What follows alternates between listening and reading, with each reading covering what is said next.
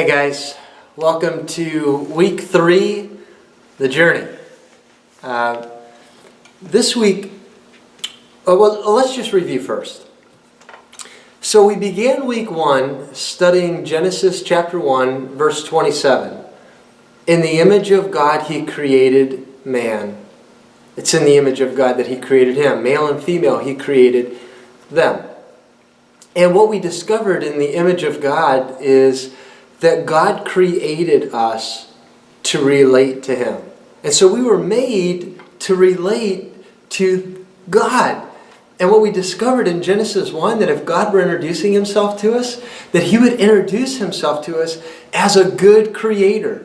And so we look to God for goodness that He represents. He's the source of everything that is good. And so when we talk about His image, that He created us to relate to Him so that we could experience His goodness. And then last week we talked about Abraham and how God came to Abraham and He called him. He made him some promises. Just to review, we said in week 1 that God made us for relationship. Last week we asked the question, well, if God created us for relationship, how would He go about developing that relationship? And we talked about covenant.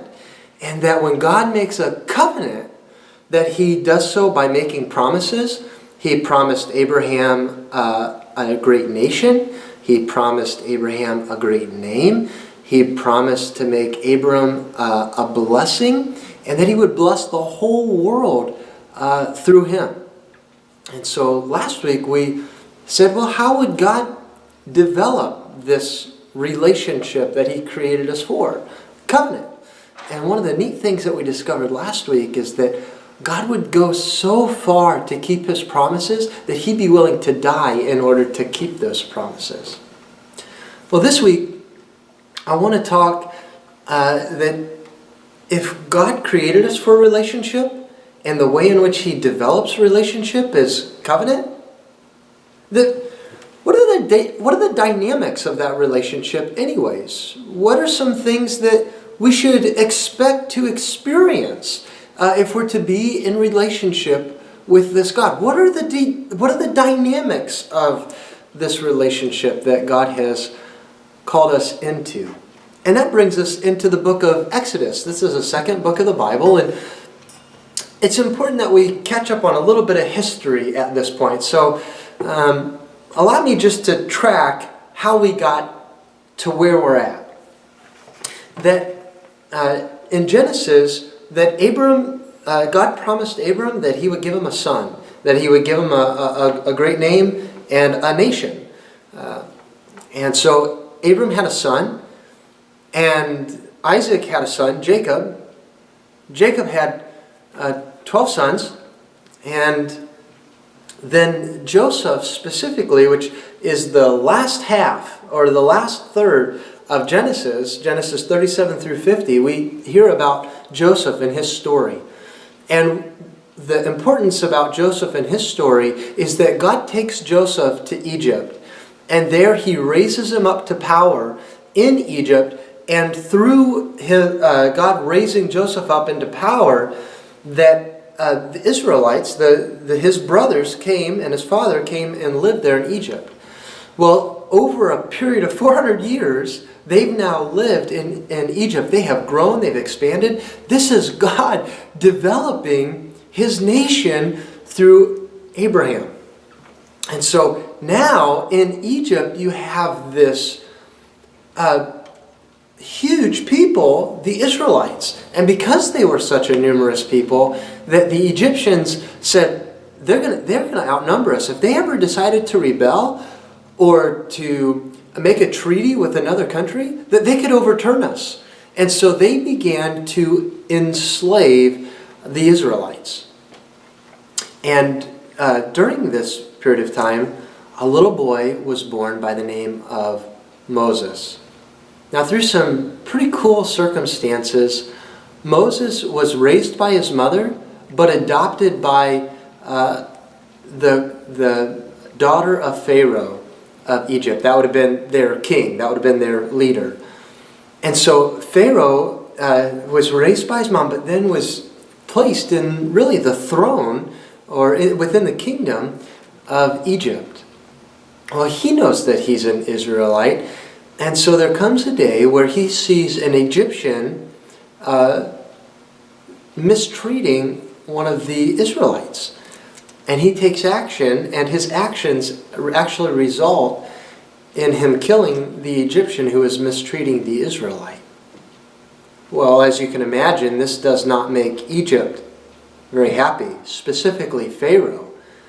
And so Moses, he gets removed from Egypt. And he goes and he lives in the wilderness. And there he gets married, he begins to raise herds, and this is where we find him in this story. And I just like to read this. This is a great story. And I think it gets at the heart of what are the dynamics of the relationship that God is developing. So this is important. This comes from Exodus chapter 3. I'm going to start in verse 1, and we're going to read down through verse 12. Now Moses was tending the flock of Jethro, his father-in-law, the priest of Midian, and he led the flock to the far side of the desert and came to Horeb, the mountain of God. There the angel of the Lord appeared to him in flames of fire from within a bush. Moses saw that though the bush was on fire, it did not burn up. So Moses thought, I will go over and see this strange sight, why the bush does not burn up. When the Lord saw that he had gone over to look, God said to him from within the bush, Moses, Moses. And Moses said, Here I am. Do not come any closer, God said. Take off your sandals, for the place where you are standing is holy ground. Then he said, I am the God of your father, the God of Abraham, the God of Isaac, and the God of Jacob. At this, Moses hid his face because he was afraid to look at God. The Lord said, I have indeed seen the misery of my people in Egypt. I have heard them crying out because of their slave drivers, and I'm concerned about their suffering. So I have come down to rescue them from the hand of the Egyptians, and to bring them up out of that land into a good and spacious land, a land flowing with milk and honey, the home of the Canaanites, Hittites, Amorites, Perizzites, Hivites, and Jebusites. And now the cry of the Israelites has reached me, and I have seen the way the Egyptians are oppressing them. So now go. I am sending you to Pharaoh to bring my people, the Israelites, out of Egypt. But Moses said to God, Who am I, that I should go to Pharaoh and bring the Israelites out of Egypt? And God said, I will be with you, and this will be the sign to you that it is I who have sent you. When you have brought the people out of Egypt, you will worship God on this mountain. So here you have Moses tending his flocks. He goes over and he's near the mountain of God. And what he sees there is a bush burning, but it doesn't burn up. So it's on fire, but it's not consumed. And as you and I would probably do, he says, I'm going to go over and see this strange sight. And there, God calls to him from the bush. He says, take off your sandals, this is holy ground. And so we discover that this God is a holy God. So we would discover that this God is perfect in everything that he does. And so in his perfection, that there's something sacred about the ground that they're standing on. And so he asks Moses to take off his sandals. And then he calls Moses to go and deliver the Egyptians from the hand of Pharaoh. Now there's two stories happening here. One is you have the story of Moses. Moses being raised in the kingdom of Egypt and was kicked out. And here God's asking him to go back and be the face of what God was doing? And Moses says, you've got to be kidding. Choose somebody else. Surely not me. Don't you know that I am not in good standing with Pharaoh? As a matter of fact, if I go, it's probably going to get worse for the Egyptians. God says, go, I'll be with you. And then there's the story also of the Israelites. They're enslaved there in Egypt. They have slave drivers making them work and work hard. And so their story is one in which they cry out to God and are asking that God would deliver them from the hands of the Egyptians. That their lives were miserable. And so God says, I've seen their misery and I've seen their suffering. Now these two stories, I think, give us a picture of the dynamic of how God goes about this relationship. As it relates to Moses' case, that Moses is being called back to a situation that he fled from. And what's neat about this is that God calls Moses when Moses says, my circumstances would indicate that I shouldn't be the one that you've chosen. You know what this indicates is that the dynamics of this relationship that God is developing with us is that our circumstances, our situations are not the key to the relationship that we have with God. We don't have to have the perfect set of circumstances. We don't have to have the best situation in order for God to develop a relationship with you and me. In other words, that our God is bigger than any situation or circumstance that you have been in or will be in. And that your circumstances and your situations do not stand in the way of God developing a relationship with you. And that's pretty cool. And then you look at the other story that's taking place here, and here you have this mass of people in the Israelites who are suffering at the hands of the Egyptians.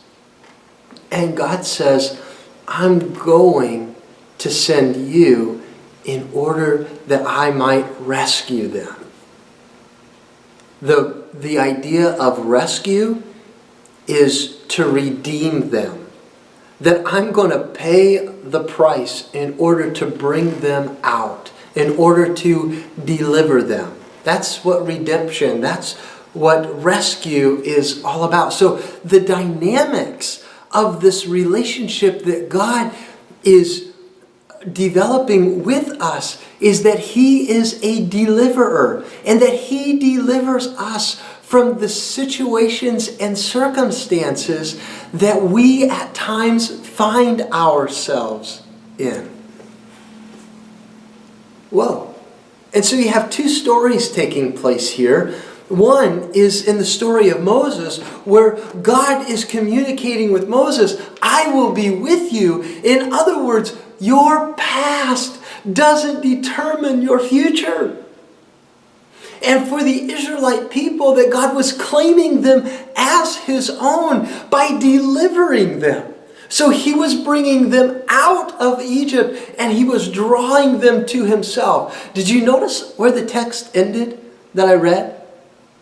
He says here in verse 12, this will be a sign to you that when you have brought the people out of Egypt, you will worship me. You will worship God right here.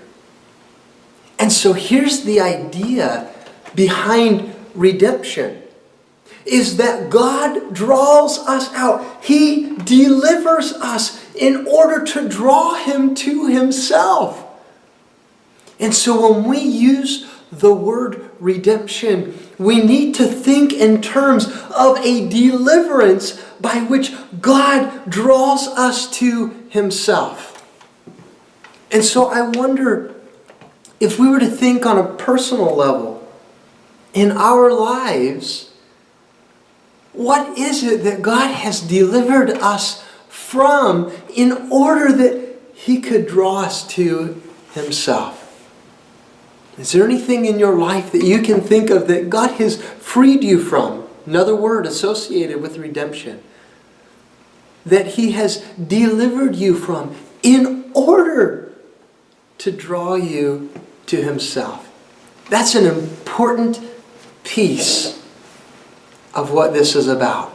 And so, if we think that the image of God is about our relationship, and that covenant is the way that God develops that relationship, that the dynamics of this relationship that He has developed with us is one in which He frees us in order to draw us to Himself. In other words, He doesn't want anything to stand in the way of us developing this relationship with Himself. And so this week, as I'm praying for you and as you think about this passage, I just want you to think about, in your past, what are some of the ways that God has delivered you? What is it that you can identify that you say, God, you are clearly present there? And maybe as a follow-up to that is, God, what in my life right now are you delivering me from? Or are you desiring to deliver me from? And know this, that God delivers in order to draw us to Himself. When you have brought this people out of Egypt, you will worship God on this mountain. God delivers us in order to draw us to Himself. Know that. If God's delivering you from something, it's His desire to draw you to Himself as a result of it. I am praying for you. Know that. God bless you. Have a great week.